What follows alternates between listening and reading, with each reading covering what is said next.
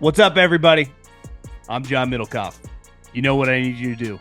Subscribe to our YouTube channel. We got content for days reacting to every NFL game all the time, every single day. Subscribe, like the videos. Let's go. What is going on, everybody? How are we doing? We are, I'm recording this on Tuesday, late afternoon. So free agency tampering period, which, not going to lie, I do think we need to just get rid of. I don't really just let them tamper starting at the combine and then start free agency and let the wild, wild west happens instead of this process. Maybe we can start with that. There was something that happened in 49er land, which I thought truly was the first red flag of this whole kind of crazy situation where they are getting destroyed for what they are doing. And the Colts, who are also getting destroyed, signed Daniel Jones today to compete with Anthony Richardson. Don't worry, though. Anthony Richardson will not ask for a trade. Not going to happen. Thanks, Anthony. I didn't know you were Kevin Durant there, buddy. And do want to talk about Russell Wilson and Aaron Rodgers, who, by the time you're listening or watching this, might be on a team. But as of right now, they are not. So let's dive into some football. I do think just in general, the free agency period, which is really fun. We love transactions in sports, and I'm all for it. I do think this is a little janky, right? To have trades and stuff be able to happen before it becomes official. You could argue 5 days, maybe not even a couple days after the combine, just let it rip. Just start free agency on a given day. You don't need the tampering, right? Because free agency has been going on now for several weeks. It unofficially really gets going at the combine. So if the combine ends on a Monday, you could start, and I get it, it's based on the work week. You wouldn't want to start all these deals later in the week because you want to own the news cycle, and I totally understand that. But maybe even put more emphasis on the combine, start free agency on the Monday right after, and just let people start signing and trading and let it go, because that's where the trades and a lot of these moves happen. I just think this tampering period is just a complete joke. It really is. Free agency starts Wednesday, I think at noon Eastern or 4 Eastern or whenever it does. Well, all these deals are already done.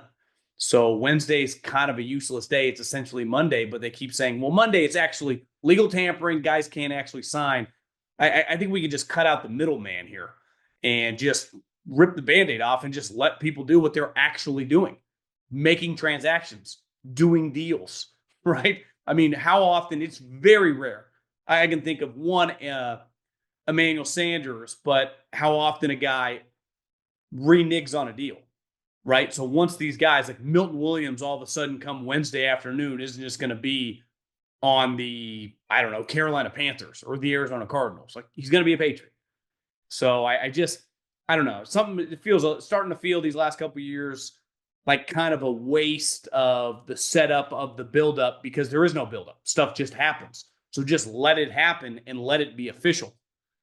Something that was official today, and he was on the unemployment line for, an hour, was the 49ers. And I think it's pretty easy. And yesterday, I did a little rant at the end of the day after they had officially cut Kyle Juszczyk, and just about the way the 49ers have gone about this and the ramifications of a disastrous negotiation last year with Brandon Ayuk when he took him to the cleaners. I mean, he bent them over and took them for more money than I thought that they should give him. And they clearly immediately regretted it. And that was before he had a major knee injury. Things got weird, and hell, they've put him on the trade block for the last couple of weeks. They don't like him anymore. I've never seen a team sign a guy to $75 million guaranteed after 75 catches and then immediately can't stand the guy. So it's just a disastrous contract. And the 49ers have let every guy go on their team. And I think on an individual basis, it's really easy to justify each individually, not connected to anyone else. Dre Greenlaw, injured a lot. Torn Achilles 2 years ago, got injured a bunch last year when he tried to came back. Tyler Nola Hufunga, injured a lot. It's easy to go through the list. Jalen Moore, he's been a backup. can't start. I go, well, you got Trent Williams, but you can't pay a backup a premium. Like, I get it. But today, Leonard Floyd, who started every single game for them, is a pros pro, super high character guy. A pretty high-end pass rusher, not a superstar by any means, but a guy that you can go to the playoffs with as one of your rotational defensive ends / starters. They just cut. It was like, well, would totally understand it. Like, I got why the Rams cut Cooper Kupp. He was going to cost them $20 million. It's like, you're not paying Cooper Kupp in 2025 $20 million. No one is, right? But Leonard Floyd, $7.5 million, kind of the going rate for a guy that is going to give you 9 or 10 sacks and never misses any time. Like, that's what they cost. I just do not understand it. It makes no sense. And I have to be fair, because we're often critical of these teams that are cheap. And I've been on the Bears for years, the Bengals, the Crafts, and the 49ers spent more money than any team in the league last year in actual cash. Obviously, you have to be under the salary cap or with the salary cap on any given year, because it's a hard cap in the NFL. That doesn't mean you can't spend way more cash than the $200, the $240, the $250 million salary cap, right? In signing bonuses. And then you can manipulate the cap. Well, last year, the 49ers in 2025 spent more cash than any team in the NFL at $334 million. What was the cap last year? Like $250 million. So almost $80 million more of actual cap space they spent in cash. I mean, it's a lot of money. No one's arguing that spending on a workforce of, you end up having way more than 53 guys, let's say 70, 80 over the course of a season. $330 million in compensation. It's a lot. I mean, that's the business these people are in. And the Yorks have the team because once upon a time, one of the greatest owners in the history of sports, Eddie DeBartolo, got caught giving a brown bag to a politician trying to get a casino on the water down, I think it was in Louisiana. And the feds came up and he got in big trouble and had to give it to his sister, who the family is notoriously cheap. Now, Jed York is the figurehead. They named him the president, and he, on the day-to-day operation, he's there a lot. And he deals with Kyle and John. But ultimately, it is the parents' team. Jed York could not do anything without his parents' approval when it came to selling the team, a huge contract to Brock Purdy.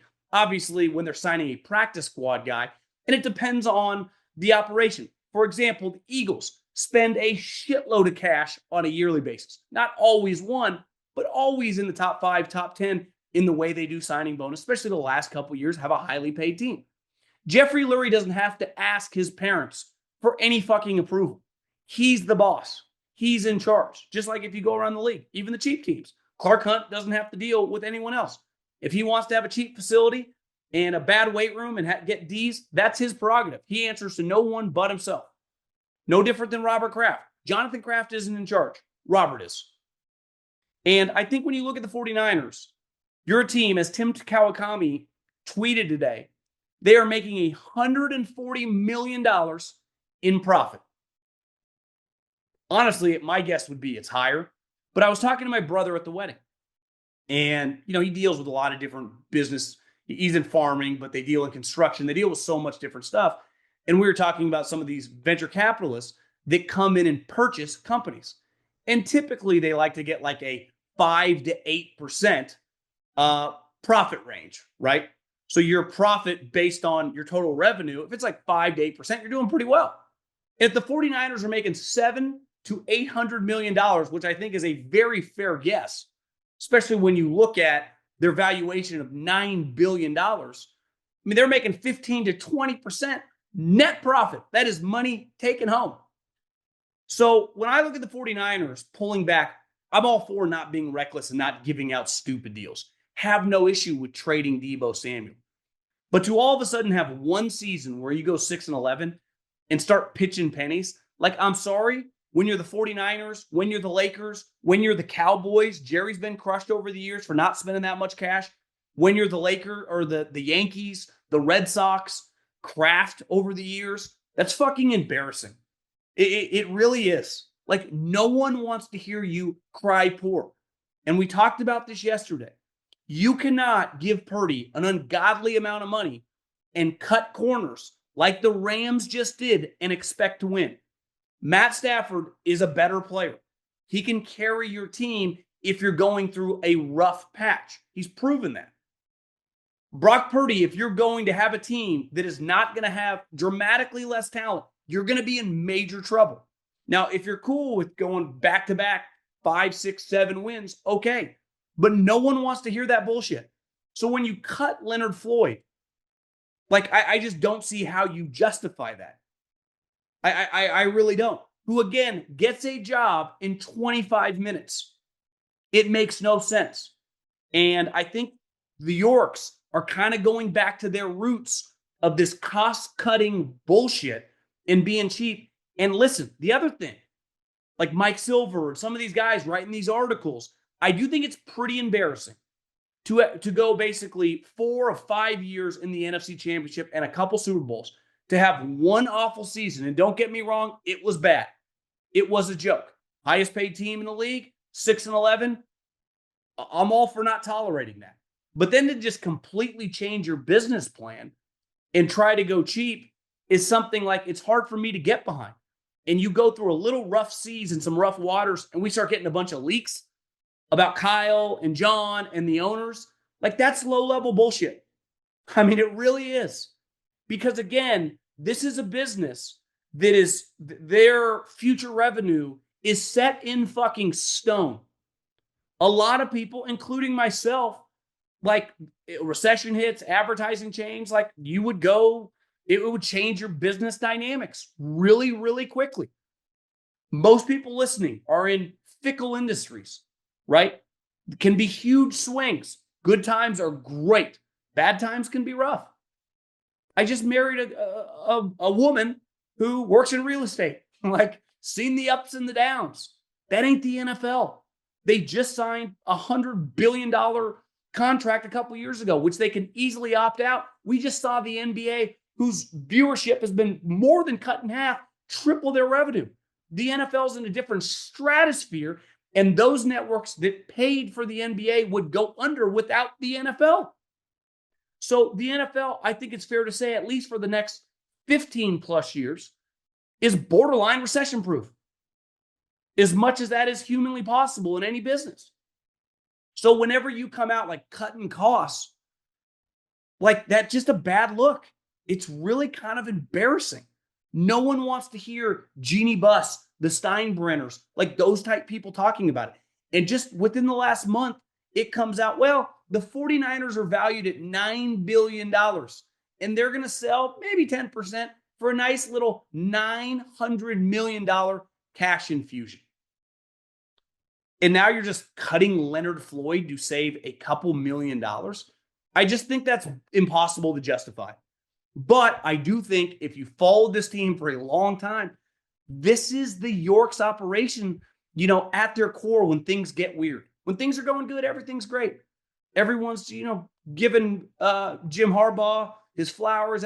But all of a sudden you lose a game, something happens weird. It's like everyone starts pointing the fingers. I saw this happen 10 years ago. And now they're kind of doing it again with their roster all of a sudden because 6-11 season. It's the NFL. It's hard. It sucked. It was hard to watch. I watched every snap. But I think you got to be very careful. People will turn on you fast. And the consumer is, you know, they cannot comprehend this. And they will not comprehend this. Because I'd argue based on the math and the numbers, it's kind of difficult to comprehend. It really is. It's like, well, we got to pay Purdy a lot of money. And then you're coming out saying you're going to negotiate hard with him. All for it. Not against it. I'd be like, hey, 3 years, $120 million, all guaranteed, take it or leave it. Fuck you. I'm not playing for that. Okay. See you in camp. This is when what are you going to do? Hold out? Where are you going to go? I'm all for that type business. I am pro negotiating like that. I'm not anti. This isn't some pro player. You got to give him all the money all the time. Bullshit. We saw that last year with Brandon Ayuk, and it was awful. It was stupid, you know? So I'm all for a very, very difficult negotiation with Brock Purdy. But when you start cutting Leonard Floyd for basically no reason, that one's a head scratcher. Who's scoring big in the NBA this season? You are. with the all-new ways to get in on the action at DraftKings Sportsbook, an official sports betting partner of the NBA. From dunks to assists to rebounds, get behind your favorite player and the prop bets you can make on DraftKings, the home of NBA player props. Ready to place your first bet? Try betting on something simple, like picking how many points your favorite player will have. Go to DraftKings Sportsbook and make your first pick. First time? Here's something special just for you. New DraftKings customers bet $5 to get $150 in bonus bets instantly. Take it to the rack with DraftKings Sportsbook. Every point counts. Download the DraftKings Sportsbook app and use the code JOHN, that's code JOHN, for new customers to get $150 in bonus bets when you bet just $5. Only on DraftKings. The crown is yours. The biggest head scratcher of the day, though, by a mile. It was clear. Last year, really, the Anthony Richardson experiment has been an utter disaster. And in fairness to Anthony Richardson, he's not alone. A lot of high picks over the last 4 or 5 years have been really bad. And some of them didn't make it very long on their own team. Trey Lance didn't even make it to the start of year 3. Zach Wilson was gone after year 4 or after year 3. Mac Jones gone after year 3. Justin Fields gone after year 3. That class, see ya. The Kenny Pickett's, people move now. Zero, very small amount of patience for these quarterbacks. Coward's theory is year 2 Thanksgiving, you're on the hot seat as a quarterback. Totally get it. But Anthony Richardson's survival in Indianapolis is now tied to Daniel Jones. And when I saw a headline from Tom Pelissero that he won't demand a trade, it's like, guys, we're not talking about Steph Curry in his prime here. We're talking about a guy that had one of the more embarrassing moments in the history of the league. And don't take it from me, just some former scout who talks about football for a living. Listen to what every player said last year. Every single player, including his teammates. He just hasn't been very good. He is extremely inaccurate, and he's been injured a lot. But to bring in Daniel Jones, who might be worse, is insane. Now, once upon a time, when the Giants drafted Daniel Jones, I was doing this show. Many of you probably weren't there. We've had good growth since. I remember saying, most people, I think there was universal agreement, that's the most insane draft pick I think I've ever seen.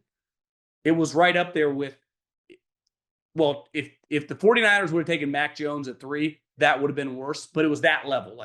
It's indefensible. It can't happen. And I remember a good buddy of mine, who's a high-up executive in the NFL that does the Southern region, was like, I think you're being hard on Daniel Jones. I think he's a good player. And he was well-liked in the scouting community. A lot of people thought he was like Alex Smith. But when you look at Alex Smith's career, it was really difficult for him. And his career was, I believe, was considered a failure up until Jim Harbaugh showed up and resurrected his career. And it wasn't for a year and a half under Jim Harbaugh that made Andy Reid be able to justify, when he got the Chiefs job, I can trade, I think it was a second-round pick, give him an extension, and make him my starting quarterback and feel good about it. And then under Andy Reid, he became dramatically better than he was under Harbaugh. And by the end of that run, when Patrick Mahomes came around, they could have a big trade to Washington with Jay Gruden, and Jay Gruden could feel really good because Alex Smith by that time was just a really good player. No one, and I mean no one, can say Daniel Jones is just an average player. He is a below average player who's never really proven anything. I mean, his one breakout year a couple years ago when they won 9 games, it's not like he threw 40 touchdowns. His career high is 20. And you watch him last year, I mean, when that guy loses his confidence, he looks like me or you off the tee when we're hitting it out of bounds. I mean, it's really, really bad. It's really bad decision-making. It has no shot. The ball's in the air. You're like, this is a problem. And to bring him in to compete with a guy who not only needs to be competed with, but probably shouldn't be your starter, is setting yourself up for failure. That Colts quarterback room, Anthony Richardson and Daniel Jones, is really, really bad. It really is. And to go into the offseason and pound the table, we need a veteran quarterback, and to come out with that, I think is a tough one for Colts fans to swallow. And if I was a Colts fan, I would be pretty down on where we are. I really would. And when people started trading for Alex Smith, he could play. When they just signed, now who knows what the actual number is? It could be fake, but it's clear he's the competition. I think is just insanity. And speaking of quarterbacks, I do think it's fair to say the Tennessee Titans, if they stay with the number one overall pick, and until they make a trade, I think we have to assume they're going to draft number one, have two options. They either draft Abdul Carter or they draft Cam Ward. And based on where we sit on Tuesday afternoon, I do think it's fair to assume that it's going to be the quarterback. Like, I don't think it would have been crazy if they gave, like, let's just suck and let's just figure it out, sign a guy. Hell, Daniel Jones, trade for Kenny Pickett. Just get someone in who can at least just function and take snaps. I mean, Will Levis couldn't even do that. I don't know if there's actually that big a difference between Will Levis and Daniel Jones, besides Daniel Jones probably a lot smarter. But I don't care how book smart you are if you're not football smart. But at the end of the day, they haven't signed anybody. So I think it's fair to assume at this point, Cam Ward's going to be the number one pick in the draft. And they just push all their chips in the middle of the table with him and just kind of reset. And then you get a division of Anthony Richardson, Daniel Jones, Cam Ward, Trevor Lawrence, and CJ Stroud. So advantage Houston heavily in that scenario. I also think it's pretty nuts. And this just shows you, like, I don't do drama well. I don't have friends in my life that bring a lot of drama. The moment you start bringing a lot of drama and you're not like my immediate family or my wife or someone closely associated with her, like, I'm out. I mean, she watches some of these shows on Bravo, Southern Charm and Southern Hospitality, that it's like, I wouldn't be friends with any of these people. These people are just too high maintenance. I just don't do high maintenance as just casual friendships. It's just, you guys are like an energy drain in my life. And one thing's pretty clear is that, like, once upon a time, Aaron Rodgers, I mean, was being a complete pain in the ass, was messing with the Packers, and they still gave, without hesitation, him $150 million guarantee. Russell Wilson was fucking with Pete Carroll and John Snyder for years. For years. But it was like, he's so good. What are we going to do? He's going to Pro Bowls. It is much easier to have leverage when you're a 27-year-old smoke show than when you're 52 with 3 kids and 2 divorces. And I think when you look at Russell Wilson and Aaron Rodgers, it's like the drama, the ratio of like sweet talent, sweet ability. Obviously, Aaron in his prime was much better than Russell, but even then, Russell was still pretty damn good. That it's all out of whack. And it's all a supply and demand chart, right? Like the supplies of the Justin Jeffersons relative to the demand, he is so much better than like 98% of everyone else in the league. It's not even funny. So I'm using him as an example. I'm not saying he is, but if just because receivers, when DK is a better example.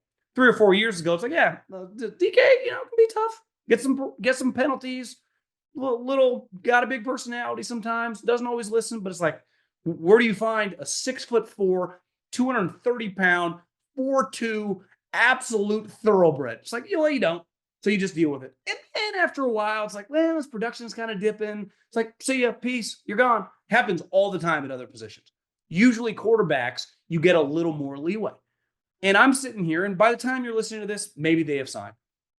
If I would have told you 5 years ago that Geno Smith someone would have traded a second-day pick to acquire him and then going to be willing to give him an extension, and Sam Darnold would be a free agent, and several days before, a team that traded Geno Smith and who desperately needs a quarterback will give him a decent chunk of money while Russell Wilson and Aaron Rodgers are just free on the street. Here's the other thing. Pete Carroll, who spent the majority of his career around Russell Wilson, who became, let's face it, a living legend because of Russell. It validated, not only am I a great college coach, I can win big in the NFL because of this guy. Could have signed Russell Wilson. He needed a quarterback, had cap space. Instead, he traded a pick on a team that needs a lot of talent to get the guy that replaced Russell Wilson. I mean, think how fucking nuts that is. I don't ever remember a guy falling off a cliff harder than Russell Wilson. And honestly, when you just look at the numbers over the last 3 years, as his star has dimmed at just a rapid rate, they're not that bad. 58 touchdowns, 24 picks. So basically a 2-to-1 ratio, but he also has 8 rushing touchdowns. So it's like he's been relatively productive. But don't let the numbers fool you. If you watched, he's a shell of himself. It got cold out this year, was not good. And when he played better competition, you had no shot. Aaron Rodgers, it's just like the drama ratio, the age. It's like, yeah, we're just out. We are just out. And it shows you, I said this about Justin Fields. I don't think Justin Fields can play. He hasn't proven ever that he can be a thrower from the pocket. He can run around. He's a great athlete, but he's a good guy. And it was like the Jets are like, yeah, we're just going to cut Aaron Rodgers and we're going to pay this guy who I don't even think, and I'm speaking for them, can even play. But you know what? He's just a good guy. He'll get our franchise back on track. We don't even necessarily care next year if we win 5 or 8 games. We just want some normality in the building. We don't want to be a shit show anymore. And they chose Justin Fields, who, again, can't really play, over Aaron Rodgers. It's not like he was making $50 million a year. Remember, he gave Woody $35 million pay cut. So it just shows you. And listen, I can get a little crazy. We all can. We all can have our bad days. But over the course of time, and in a business like football, where you spend a lot of time with people, treating people right, and, Aaron's just, I think, viewed as a little out there. Russell's just kind of viewed as a phony, right? And just drama follows these people. Do you know what no successful person wants to deal with? Drama that's unnecessary, especially drama from highly paid employees. Again, if you are Robert De Niro or Leonardo DiCaprio in their prime, the studio is going to handle you. But the moment you start like being terrible and not being able to move the needle for a movie, like, I'm not going to hire you to fucking be on my movie set. And that's what it feels like with these two guys. They became so famous. They became so kind of out of touch. And in fairness, is more Russell than Aaron. Like, Aaron's 41 years old, and he had an incredible run. And I hate even comparing these two because Aaron is dramatically better than Russell. And Russell was a damn good player. I mean, Aaron, you could make the argument he's top 5 or 6 quarterback of all time. But I think both these guys should have jobs. Like, if both these guys were just completely normal and just acted fine, right? Just were like viewed like Matt Stafford. They just get along with people. Just everyone likes them. Never had really any issues. They would both be on teams right now. But it's the off-field stuff, which, again, is impossible to really, it's easier to quantify Aaron, ayahuasca and shit than Russell's. But it's like, I'm not touching you. Because the approval rating from all these GMs, I mean, think how many teams a week ago needed a quarterback. Or just a bridge quarterback that still might even draft a guy. And we're like, yeah, we'll just take our time. We'll see what their market is. We'll see. These are guys that have made hundreds of millions of dollars. They were always the max guys. And now head coaches, OCs, and GMs are like, yeah, we're good. I'll just figure it out with Cam Ward.